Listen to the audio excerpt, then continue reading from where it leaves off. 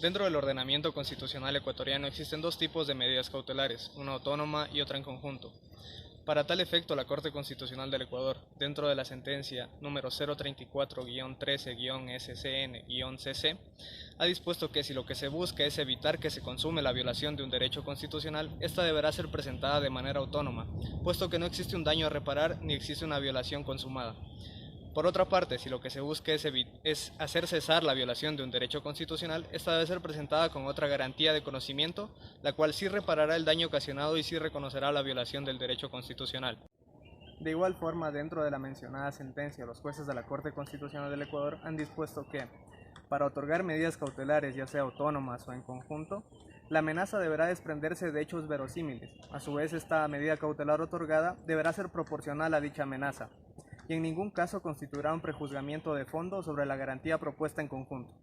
Medida cautelar autónoma. Cuando de los hechos se desprenda que no son una amenaza, sino se constituya una presunta violación ya efectuada, el juzgador deberá enmendar el error y tramitar la garantía jurisdiccional en conjunto conforme a las reglas jurisprudenciales. Medida cautelar conjunta. Según la sentencia 034-13-SCN-CC, una vez que se ha presentado la solicitud de medidas cautelares, cuando éstas se tramitan en conjunto con una acción constitucional destinada a la protección de derechos, el juzgador deberá observar lo prescrito en el artículo 32 de la Ley Orgánica de Garantías Jurisdiccionales y Control Constitucional. Es decir, la medida cautelar cumple con la función de cesar provisionalmente el acto violatorio de derechos constitucionales hasta que vía sentencia se declare dicha vulneración. En otras palabras, la medida cautelar puede ser adoptada en primera providencia cuando, a criterio del juez, existan presunciones de una vulneración de derechos constitucionales, aquello que no puede esperar a la sentencia, pero no implica un pronunciamiento de fondo y por lo tanto no puede generar un efecto propio de una garantía de conocimiento como en efecto es la acción de protección.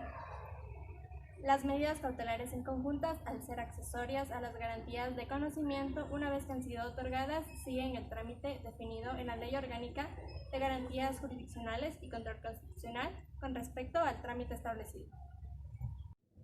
Hablemos del trámite de las medidas cautelares. En el artículo 31 de la Ley Orgánica de Garantías Jurisdiccionales y Control Constitucional establece que el procedimiento debe ser informal, sencillo, rápido y eficaz en todas sus fases. Además, argumenta que la jueza o el juez deberá tener la obligación de buscar los medios más alcanzables para evitar la vulneración o la amenaza de un derecho. En la legitimación activa, el artículo 32 de la Ley Orgánica de Garantías Jurisdiccionales establece que una persona o un grupo de personas puede interponer la petición de medidas cautelares, ya sea de forma verbal o escrita ante cualquier juez competente. En cambio, en la legitimación pasiva tenemos que es la persona, autoridad o grupo de personas que esté amenazando la vulneración de un derecho. En cuanto a la referencia de prueba, tenemos que el artículo 33 de la Ley Orgánica de Garantías Jurisdiccionales establece que no se exigirá ningún medio de prueba y tampoco se notificará a las partes involucradas.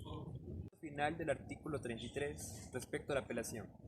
No cabe recurso de apelación alguno a la medida cautelar.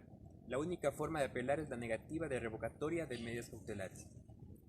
La Corte Constitucional en la sentencia 1960-14-EP/20 establece que, en el caso que la medida cautelar constitucional no sea concedida al accionante, no tiene la posibilidad de emplear un recurso impugnatorio como tal, pues dadas las características propias de las medidas cautelares, estas al constituir un mecanismo autónomo temporal inmutable no generan efectos de cosa juzgada material y pueden ser interpuestas nuevamente. Sobre la revocatoria, según la sentencia 1960-14-EP/20, ha determinado la revocatoria como el mecanismo de impugnación respecto a la concesión de medidas cautelares, y únicamente sobre la negativa de la revocatoria.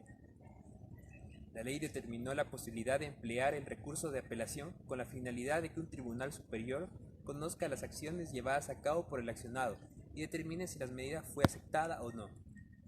De esa resolución, los accionados tienen la posibilidad de presentar en cualquier momento la posibilidad de revocatoria y la Administración de Justicia deberá tramitarla por tal requerimiento sin considerar si la resolución por la cual se dictó la medida está o no ejecutoriada por el Ministerio de la Ley.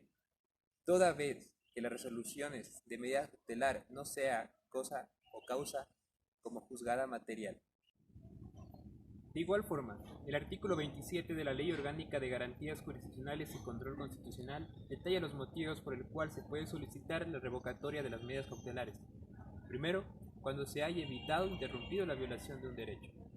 Segundo, cuando hayan cesado los requisitos previstos en esta ley. Y tercero y finalmente, cuando se demuestre que no tenían fundamento alguno.